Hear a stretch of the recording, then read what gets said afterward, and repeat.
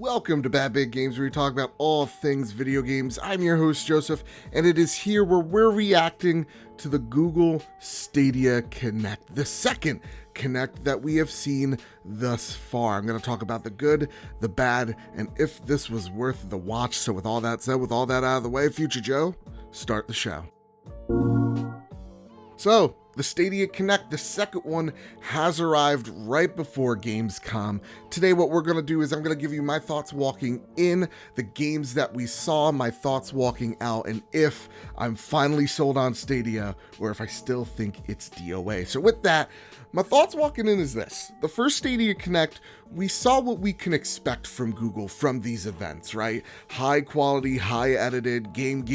We're going to talk a little bit about our service and what we're all about, but it's really about the games and to kind of prove that they have a library coming to Stadia that you could maybe abandon your Xbox or PlayStation for. So with that, this next Stadia Connect really had to prove itself because November is right around the corner, and still, just like myself included, so many gamers are just not sold on Stadia. In fact, a lot of people think it's kind of DOA. So what did Stadia do to kind of prove that it's not, it's here, it's alive, it's well, in matter of fact, you need it right now? Well, let's talk about the games we saw, and I'm gonna first start with this. Google, what the fuck? Get it together. You need to get it together. The first 5 minutes of this presentation was laggy. The audio wasn't synced on the first guy that was introducing everybody.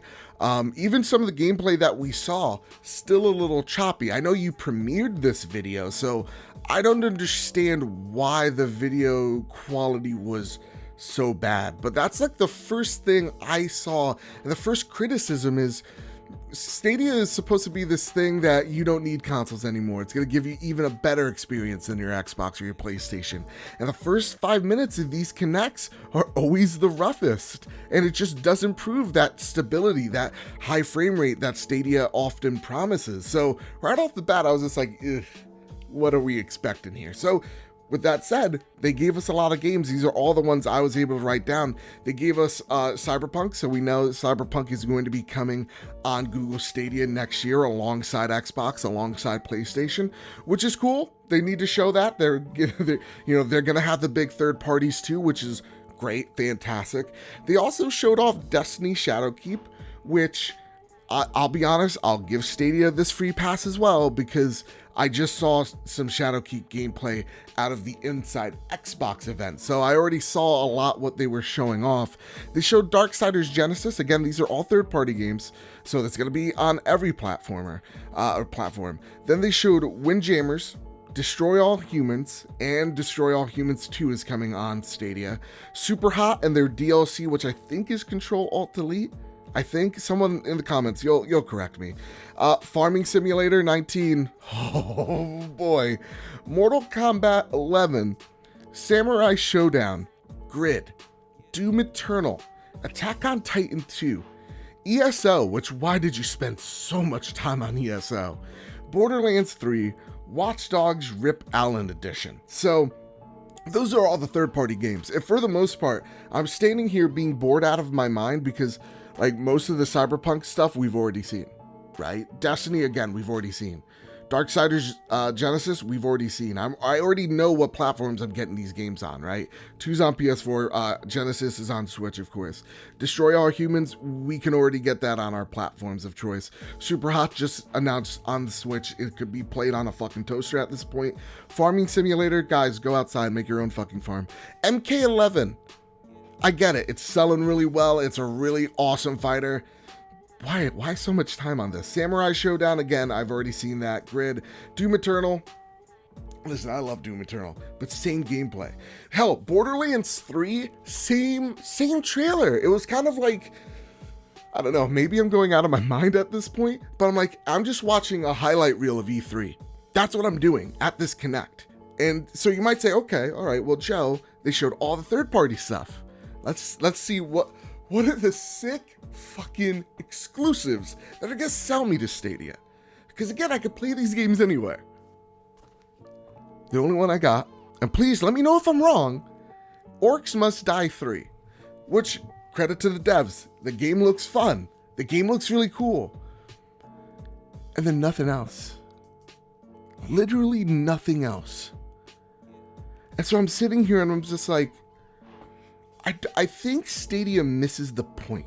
I think Google misses the point. We're not skeptical at the lack of library. We are very well aware that from here on out, there's going to be games that we can look forward to on Stadia, third-party games, right? We don't have a doubt that you're going to find the most popular games of this generation and put them on your platform. We know that. We're not sold on why we need to be in the Stadia infrastructure, why we need to be a part of this ecosystem. We're not sold on that, because all these games, Cyberpunk, Destiny, Borderlands, I can play on my PlayStation 4. The reason why I'm on my PlayStation 4 and I prefer it the most is because of God of War, Last of Us, Uncharted, right? The games I can't get anywhere else, those amazing, well-polished first-party titles. That's why I'm on PlayStation. It's the same reason why I'm on my Nintendo Switch. It is the least powerful console, all right, in this generation. Even when you're stacking it up to Stadia, it's way less powerful. But I love my Switch. Why? Because of Breath of the Wild, because of Mario Odyssey, because of Splatoon 2. That's the reason why I'm playing on my Switch. And so you show me these lists of games that half of which I already fucking own, and the other half I'm getting it on another platform. You need to show me why I need to be on your platform. And you're not showing me this. And we're skeptical of this soft launch of yours because we don't have this in the palm of our hands yet, right? We haven't played Stadia yet. And so when we see this stream, which is it's not a one-to-one what we can expect from Stadia, but lag, glitch out, audio sync issues, at least on my end, and I have gigabit internet hooked up to an Ethernet cord. There should be none of this. And there is. And I'm not the only one. You go on Twitter and it's oh boy. We're skeptical of your product because it's A, unproven, B, there's no true software exclusives that I need to be on your platform for. So why should I buy this thing day one? Why should I get the Founders Pack? Which is so funny. They're like, and the Founders Pack is almost sold out in some countries. It's just like, we don't, like, this is very high polished. It's a very good production, but somewhere it just lacks a soul, right? Like Xbox, it's built decades, convincing people it's for the gamers. Same with PlayStation, right? By the players, for the players. That's what these companies have convinced you. They've built a ecosystem. They've celebrated their titles within their titles. They have a culture to them. Stadia, you're coming out going, hey kids, I brought out my mom here. She's going to talk to you and she's going to bring out a smile and she's going to talk to you why you should be excited. But there's no culture. It's just a really good production. I don't know, man. Like, I walk out of this event still skeptical, and less sold on Stadia than I've ever been. Like, I was even convinced, like, maybe buying it just for Destiny, so I don't have to buy it again, and then the Chromecast for my TV. And I was like, let me do the math, let me see if it pans out. And even then, I'm just like, no, I don't think I will. Like, it's just, I would just turn Captain America to it. I'm just like, no, I don't think I'm gonna touch this, because I just, there's no incentive for me to go there or even be convinced. The thing I like is actually from Microsoft, where they're just like, this xCloud, it seems like from what they're talking about it's just an addition to this platform. The main platform is this box, right? And the cloud service seems like an addition to the platform, not the platform itself. And that is way more approachable than this is the only thing you're ever going to need. And we're already seeing your videos just lag and audio sync issues, and we're not sold. There's one Stadia exclusive,